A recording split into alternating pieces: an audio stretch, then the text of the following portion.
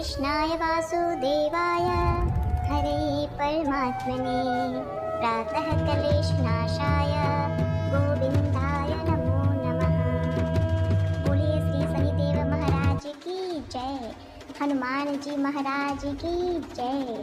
ओम नमः शिवाय। प्रिय भक्तगणों, आज आप श्रवण करेंगे न्याय के देवता शनि देव तथा हनुमान जी की बड़ी ही दुर्लभ कथा। पुराणों के अनुसार शनि देव का एक नाम कृष्ण भी है। ये नाम स्वयं श्री कृष्ण भगवान ने शनि देव को दिया था।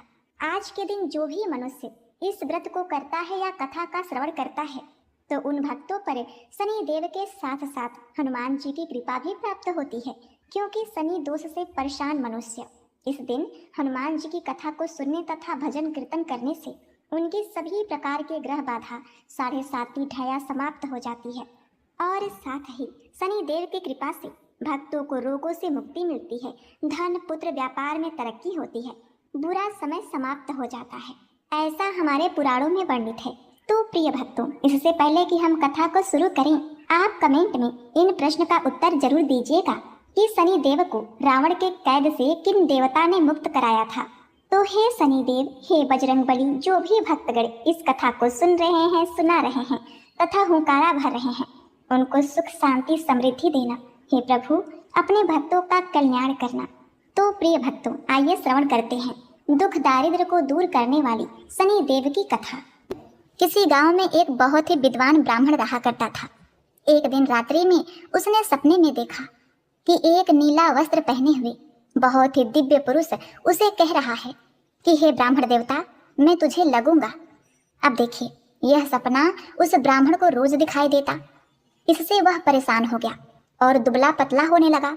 उसका स्वास्थ्य बहुत ही गिरने लगा।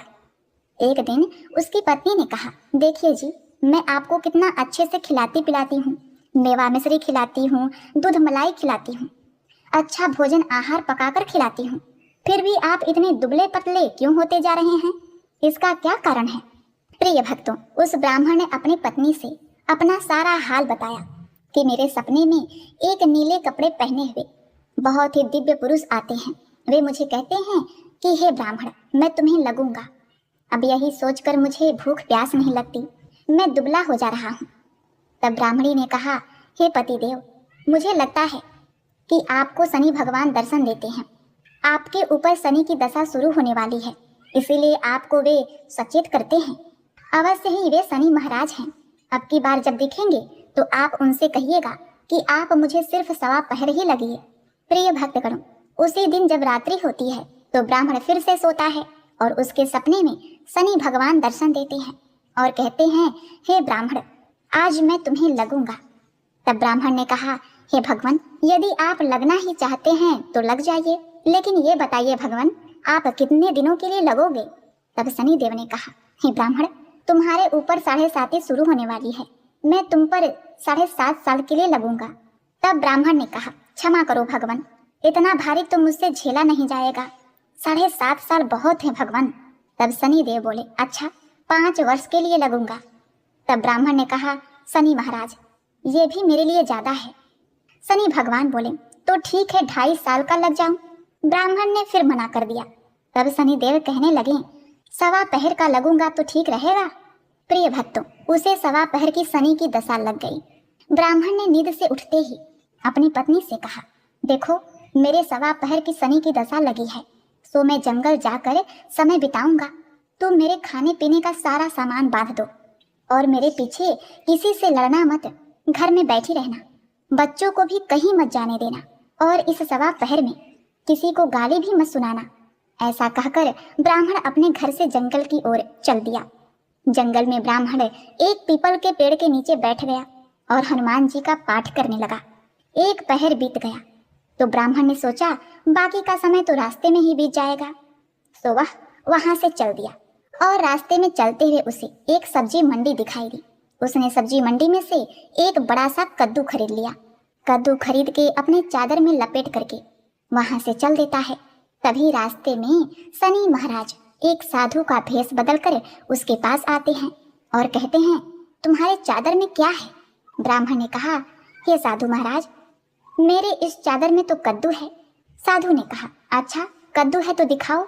जब ब्राह्मण ने अपना चादर दिखाया तो आश्चर्य, उसमें तो उस राज्य के राजा के बेटे का कटा हुआ सर था। यह देखते ही साधु महाराज, जो कि शनिदेव थे, उस ब्राह्मण को लेकर राज दरबार में पहुंच गए और राजा से कहने लगे, महाराज ये देखिए, ये दुष्ट दुराचारी आपके पुत्र का हत्या करके उसके सर को काट के अपने चादर में लेकर घूम रहा था, इसे आप दंड दीजिए। प्रिय भक्तों, राजा ने जब सुना कि उस ब्राह्मण ने उसके पुत्र को मार दिया है, राजकुमार की हत्या कर दी है, तब राजा बहुत ही क्रोधित हुआ। उसने कहा, मुझे मत दिखाओ, मुझे यह सब कुछ देखा नहीं जाएगा। हे सैनिकों, तुम इसे तुरंत ले जाओ और इसे सूली पर चढ़ा दो। प्रिय भक्तों, जब नगर में यह समाचार मिली कि राजा के पुत्र का सर कट चुका है, एक ब्राह्मण ने उसकी हत्या कर दी है, तो नगर में हाहाकार मच गया और उस ब्राह्मण को सैनिक सूली पर चढ़ाने के लिए ले गए। जब फांसी पर चढ़ाने ही वाले थे, तब जैसा कि नियम होता है, मरने वाले से उसके अंतिम इच्छा को पूछा जाता है, तो सैनिकों ने भी ब्राह्मण के अंतिम इच्छा को पूछा। सैनिकों ने कहा, हे ब्राह्मण, बताओ तुम्हारी अंतिम इच्छा क्या है। प्रिय भक्तगणों, ब्राह्मण ने सोचा कि यदि किसी प्रकार कुछ समय तक के लिए फांसी रुक जाए तो शनि की दशा का 1.25 पहर पूरा हो जाएगा। यह सोचकर उसने कहा, भाई, मैं बचपन से नित्य बालाजी की कथा कहता सुनता आया हूँ, आज मरने से पहले अंतिम बार कथा कह लेने दो। अब क्या था, फांसी देने वाले सैनिकों ने उसकी आखिरी इच्छा पूर्ण होने तक फांसी रोक दी। कहानी पूरा हो गया, शनि की दशा खत्म हो गई। अब इधर देखिए, राजा का जो पुत्र था राजकुमार, वह जंगल से शिकार खेलकर वापस राजमहल में आ गया। राजमहल में राजकुमार को देखते ही राजा बड़ा ही प्रसन्न हुआ, लेकिन मन ही मन उसे डर भी लगा। यदि उस निर्दोष ब्राह्मण को फांसी चढ़ा दिया गया होगा तो ब्राह्मण हत्या का दोष लग जाएगा। अब क्या था, राजा ने 2 घुड़सवार को जल्दी से फांसी घर की तरफ दौड़ाया और ब्राह्मण को आदर सहित दरबार में आने का हुक्म दिया। ब्राह्मण राज दरबार में उपस्थित हुआ तो राजा ने क्षमा याचना मांगते हुए कहा कि आपके बगल में जो चादर है उसे खोलकर दिखाओ। राजा के आज्ञा के अनुसार ब्राह्मण ने चादर खोली तो उसमें कद्दू था।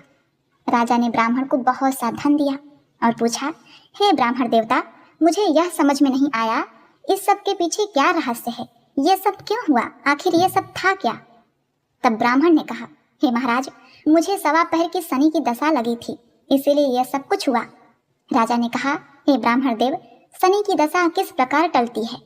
ब्राह्मण ने कहा, हे राजन, यदि राजा या सेठ को यह दशा लगती है तो काला हाथी या काला घोड़ा दान करना चाहिए। गरीब को शनि की दशा लगती है तो पीपल की पूजा करें और बोले, साचा शनिचर कहिए, जाके पांव सदा ही पड़िए। शनि की कहानी सुने, तिल तेल और काला उड़द आदि का दान दें। काले कुत्ते को तेल चुपड़ी रोटी खिलाएं तो शनि की दशा उतर जाएगी।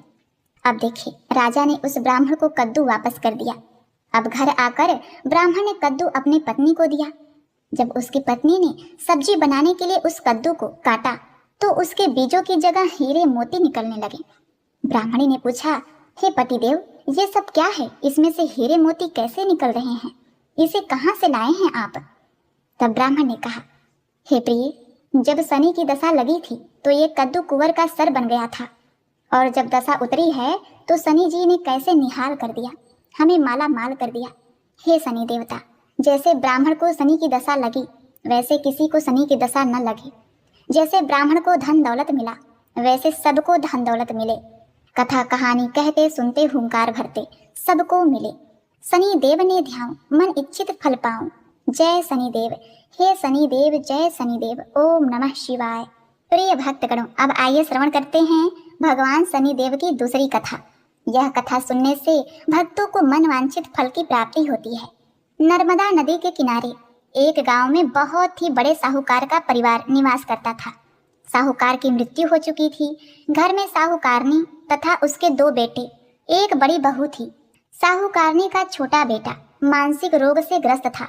उसकी मानसिक स्थिति ठीक नहीं थी। साहूकारनी की बड़ी बहू तारा को विवाह के कई वर्ष बीत गए थे, पर अभी तक उसे संतान नहीं हुई थी। तारा को सदैव यही भय रहता था कि कहीं उसके पति संतान पाने के लिए दूसरा विवाह न कर लें। यदि उसके पति ने दूसरा विवाह कर लिया तो उसे सौतन का दुख सहना पड़ेगा।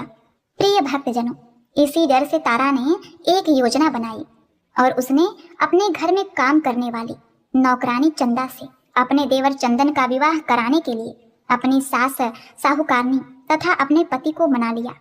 चंदा स्वभाव से बड़ी ही दयालु तथा कृष्ण भक्त थी। वह बचपन से ही उसी साहूकारनी के घर काम करती थी। उसका अपना कोई नहीं था। अब चंदा का विवाह मानसिक रोगी चंदन से करा दिया गया।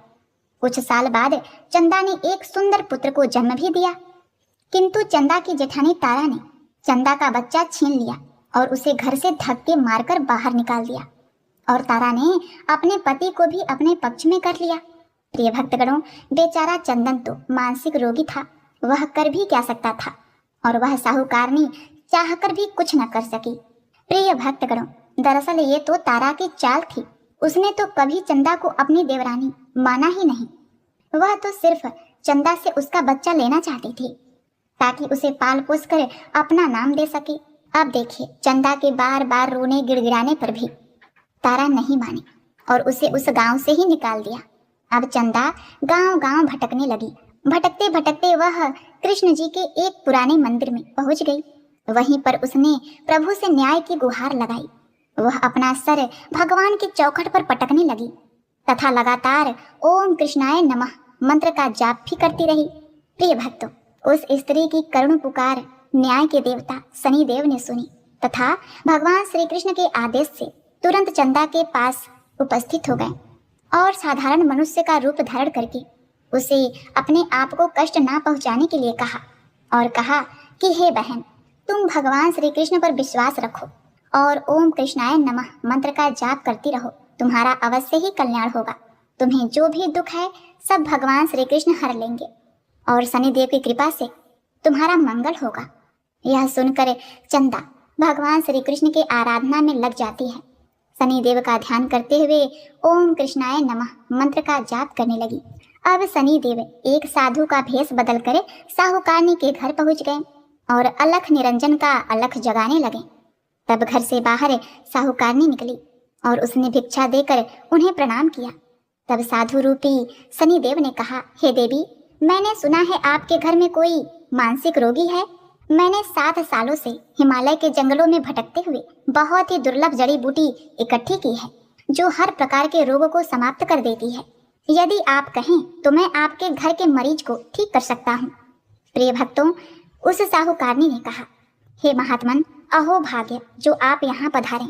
हाँ महाराज जी, मेरा छोटा बेटा जो कि दिमागी रूप से बीमार है, आप उसे ठीक कर दीजिए। आप जो चाहेंगे मैं वो आपको दूंगी। आइए, घर के अंदर आइए। साहूकारनी ने अपने बेटे चंदन को साधु महाराज को दिखाया जो अब चंदा के चले जाने से बहुत ही दुखी था। साधु महाराज ने अपने कमंडल से जल निकालकर उसे अभिमंत्रित करके चंदन को पीने के लिए दिया। उस जल को पीते ही चंदन बिल्कुल ठीक हो गया और साधु महाराज ने तारा को भी बहुत समझाया कि वह चंदा का बच्चा उसे वापस कर दे और अपनी गलती को स्वीकार कर ले, किंतु नहीं मानी।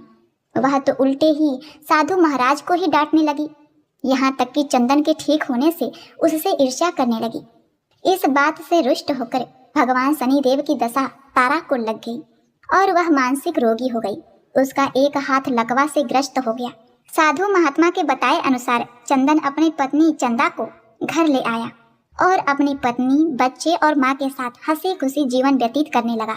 प्रिय भक्तों, तारा को शनिदेव ने उसके कर्मों का फल दिया और चंदा के सिर्फ ओम कृष्णाय नमः मंत्र का जाप करने से उस पर कृपा बरसाई और उसका बच्चा, पति, परिवार वापस मिल गया। उसका पति स्वस्थ हो गया। जय शनिदेव, जय जय शनिदेव, ओम नमः शिवाय। प्रिय भक्तगणों, कथा को समाप्त करने से पहले बहुत ही महत्व क्या होती है, इससे लोग क्यों डरते हैं। यह सही है कि 7:30 के समय व्यक्ति को कठिनाइयों एवं परेशानियों का सामना करना होता है, किंतु इसमें घबराने वाली बात नहीं है। इसमें कठिनाई और मुश्किल हालात जरूर आते हैं, परंतु इस दौरान व्यक्ति को कामयाबी भी मिलती है। बहुत से व्यक्ति 7:30 के प्रभाव से सफलता की ऊंचाइयों पर पहुंच जाते हैं। 7:30 व्यक्ति को कर्मशील बनाता है और उसे कर्म की ओर ले जाता है। हठी, अभिमानी और कठोर व्यक्तित्व वाले व्यक्ति से यह काफी मेहनत करवाता है। 7:30 के 3 चरण होते हैं। साढ़े साथी का पहला चरण नजदीकी रिश्तेदारों और जातक को प्रभावित करता है। साढ़े साथी का दूसरा चरण व्यापार और गृहस्थी को प्रभावित करता है। साढ़े साथी का तीसरा चरण बच्चों, परिवार और स्वास्थ्य को प्रभावित करता है। भगवान शनि देव न्याय के देवता हैं। यह कभी भी किसी को ऐसे ही दंड नहीं देते। यदि दंड देते हैं तो उसे उसके साथ बहुत ही बड़ी शिक्षा भी देते हैं।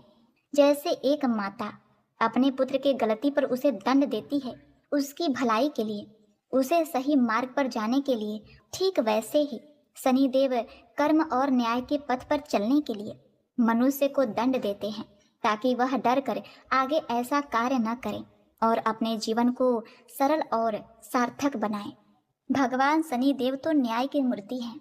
इनकी पूजा तथा भक्ति करके व्यक्ति धन दौलत से संपन्न हो जाता है, सफलता के नई ऊंचाइयों को छूता है, जीवन में तरक्की करता है, घर में सुख समृद्धि वैभव का आगमन होता है, व्यक्ति का जीवन सुखमय हो जाता है। भगवान शनिदेव को प्रसन्न करने के लिए शनिवार के दिन पीपल के पेड़ के नीचे शाम को दिया अवश्य ही जलाएं और कुत्ते को तेल से चुपड़ी रोटी खिलाएं। शनिवार को जल में तेल डालकर पीपल को जल चढ़ाएं। इससे शनिदेव अत्यंत ही प्रसन्न होते हैं। और महामंत्र ओम कृष्णाय नमः मंत्र का जाप भी करें। ओम गंगणपते नमः। पौराणिक कथा के अनुसार बहुत पुराने समय की बात है। एक साहूकारनी थी। उसका बेटा और बहू थे। पति की मृत्यु युवा अवस्था में ही हो गई थी और इस तरह उस साहूकारनी का रोज का नियम था। वह हनुमान जी के मंदिर में जाया करती थी और साथ में पूड़ी, हलवा और चूरमा बनाकर ले जाती थी और हनुमान जी से कहती थी, कांधे सोटो लाल लंगोटो, हनुमान जी खायो चूरमे और रोटी। मैंने तुम्हें दिया जवानी में, तुम मुझे देना बुढ़ापे में। अब क्या था, पूजा करने के बाद वह साहूकारनी अपने घर आई तो उसकी बहू बोली, सासू जी तुम चूरमा रोटी लेकर कहाँ जाती हो रोज? वह साहूकारनी बोली, बहू बालाजी के मंदिर में जाती हूँ। बहू बोली, मंदिर में तो नहीं जाती हैं आप, हमें तो लगता है आप अपने खाने के लिए रोज चूरमा और हलवा पूड़ी बनाती हैं और चोरी छुपके जाके कहीं खा लेती हैं। प्रिय भक्तों, सास अपनी बहू की बातें सुनती है तो भी कुछ नहीं बोलती है और उसे मन में बड़ा दुख होता है। उसे यह दुख होता है कि वह भगवान की भक्ति करती है और उसकी बहू उसे चटोरी कह रही है।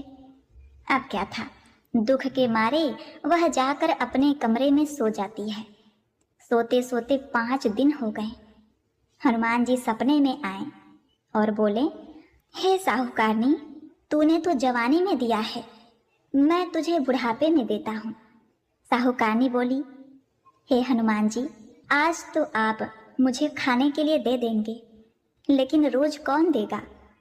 हनुमान जी बोले, हे साहूकारनी, मैं तुम्हें रोज दूंगा। अब क्या था, हनुमान जी की महिमा देखिए। उन्होंने साहूकारनी को खाने के लिए चूरमा, रोटी, हलवा, पूड़ी दिया।